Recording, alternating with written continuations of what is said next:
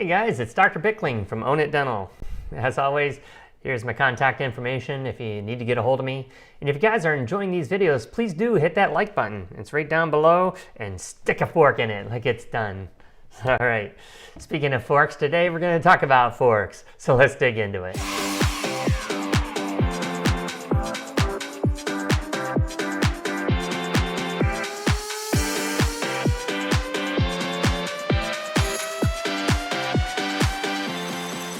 All right, so today we're going to talk about forks. Really, we're going to talk about how to be efficient when things are really busy in the dental office. But first, I want to tell you a little story. A long time ago, I went out to dinner with a nice young lady. We had reservations at a fancy restaurant, one of those kinds with the white tablecloths and everything. It was at 7 p.m. on a Friday night. So we show up about 10 minutes early, like I always do. And right there at the front desk is a young teenage hostess. And she tells us that our table's not quite ready, but we can have a seat in the bar, and she'll come and get us when it is. So we walk into the bar, order a glass of wine, and while we're waiting for our tables. I notice that the bar is starting to fill up a little bit with customers as they start coming in, and their tables aren't ready either.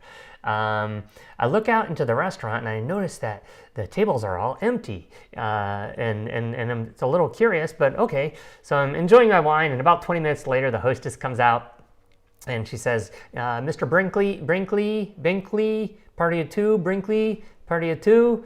So I said, "Close enough, that's me." And so she took us to our table. As I'm walking through the dining room, I noticed that there's about 12 tables in the dining room, but none of them had any place settings in them, other than two. There was one other table that was sat already, and then there was our table. So we sat down. Our waitress came over, she took our drink orders and our appetizers. I think we got the tuna tartare. So after a while, I looked over and I noticed that there was a busboy coming out of the kitchen, and he had a basket, and it was full of silverware, except for it wasn't filled with silverware. It was filled only with forks. And he goes up to the first table and he puts down a fork, and then he puts down a second fork, a third fork, and a fourth fork. And then he goes on to the second table. Again, he goes fork, fork, fork, fork, and then on to the third. Fork, fork, fork, fork, fork, so on and so forth until all 10 remaining tables had forks on them, and then he disappears into the kitchen. Looking around, I noticed that there were two waitresses this day. Each of them had one table, our waitress and another. And I also noticed that there was a manager at this restaurant, a guy probably in his mid-20s, and he was up front hitting on the hostess. None of these people were particularly interested in what the busboy was doing, as they were all just kind of sitting around chit-chatting. Soon enough, I see the busboy come out of the kitchen again with another basket, this one filled with spoons, and he goes up to the first table. Sure enough, spoon, spoon, spoon, spoon. Then to the second, spoon, spoon, spoon, spoon. On to the third, spoon, spoon, spoon, spoon, until all 10 tables had forks and spoons, and he disappeared back into the kitchen. By this time, the waitress came over, took our meal orders. I think I got the filet mignon, medium rare. My date, she got the crab cakes, because in Maryland, get the crab cakes. And she goes about her way. And then comes the busboy again, this time with a basket full of knives. Goes to the first table, knife, knife, knife, knife. The second table, knife, knife, knife, knife, until all the tables have forks, spoons, and knives on them, and he disappears back into the kitchen. And then he comes out with a tray full of water glasses, goes to each table one at a time, water glass, water glass, water glass, water glass, until all 10 tables have forks, spoons, knives, water glasses. And then lastly, he comes out with napkins and does the same thing. And now all 10 tables are filled up with forks, spoons, knives, water glasses, and napkins. So here they are. They're all ready to go. So as you can tell, I'm looking over into the bar area there, and it's packed, with people that have been waiting, and they're hungry, right?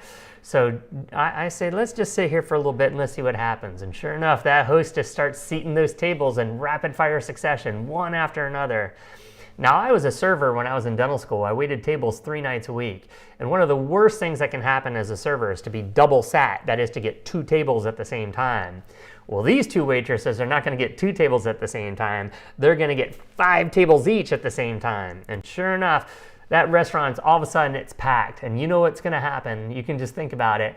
These waitresses aren't going to be able to get to those tables in time. They're not going to be able to get the drink orders out in time. They're not going to be able to get the food orders in time.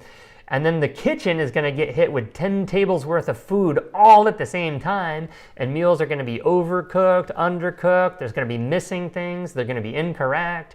And then the manager, who is up front chit-chatting with the hostess, he's going to have to, deal with angry customers, perhaps comp meals. The restaurant is certainly going to lose some income that evening.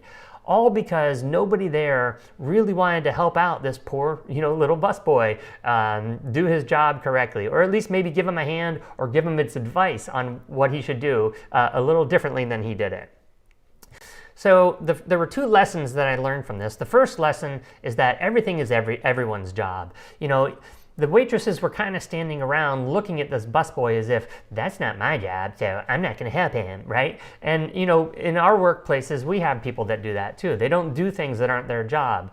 But we got to understand that as a team, everything is kind of interrelated. The way that this busboy does his job affects the waitresses, and the way that the waitresses do their job affects the kitchen, and it affects the manager, and it affects the restaurant. So everybody had a little bit of influence or a result as what this busboy did to set up these tables.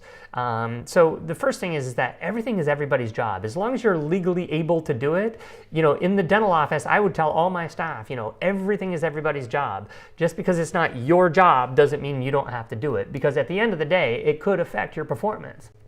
The second, and I think the most important lesson is, when you're faced with multiple tasks, simply finish one thing at a time. Think about, instead of, if this kid didn't set up tables one fork at a time and he set up one table at a time, then the hostess could have sat that table and then he could have moved on to the next table and set up that one. And she could have sat those tables in a very orderly fashion. The waitresses could have gotten to those tables in a very orderly fashion, and then the kitchen could have cooked their food in a very orderly fashion. But the kid didn't do this. Nobody offered him any insight into doing this, and it went downhill from there.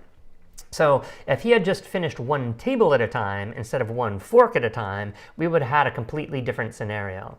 Now I think about, how does this relate in dentistry? Well, as many of you know, I still do chairside dentistry 2 days a week. And there's many times where I have to be in 4 rooms at once, right? And clearly I can't be in 4 rooms at once. So instead of me going into one room at a time, and it's going a little bit, and then going back to the first room, go a little bit here, a little bit in that room, a little bit that room.